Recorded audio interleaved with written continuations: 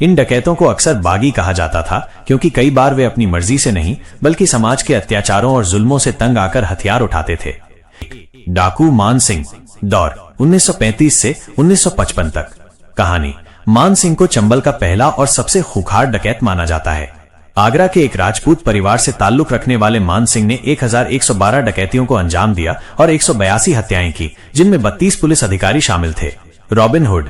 मान सिंह की छवि एक रॉबिन हुड जैसी थी क्योंकि वो अमीरों को लूटकर गरीबों की मदद करते थे। इसी वजह से कई जगहों पर उनके नाम के मंदिर भी बनाए गए हैं। पान सिंह तोमर, दौर 1970 के दशक। कहानी। पान सिंह तोमर एक साधारण डकैत नहीं बल्कि भारतीय सेना के एक उत्कृष्ट एथलीट थे। उन्होंने 1952 के एशियाई खेलों में भारत का प्रतिनिधित्व किया था। सेना से रिटायर होने के बाद जमीन विवाद के कारण उन्हें हथियार उठाना पड़ा। विद्रोह। अपने गांव में हुए अन्याय से तंग आकर उन्होंने बाबू सिंह नामक व्यक्ति की हत्या कर दी और बागी बन गए।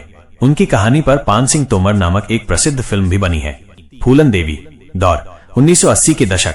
कहानी। फूलन देवी की कहानी चंबल की सबसे दर्दनाक और चर्चित कहानियों में से एक है। बचपन में हुए अत्याचारों और सामूहिक बलात्कार का बदला लेने के लिए उन्होंने बंदूक उठाई। बेहमई हत्याकांड।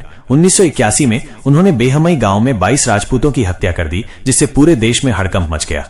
बाद में उन्होंने आत्मसमर्पण कर दिया और राजनीति में भी आईं। 4. डाकू मोहर सिंह, दौर 1960 का दशक। कहानी। मोहर सिंह गुर्जर चंबल के सबसे महंगे डकैतों में से एक था। उस दौर में उस पर 3 लाख रुपए का इनाम था। वो अपहरण और फिरौती के लिए कुख्यात था। आत्मसमर्पण।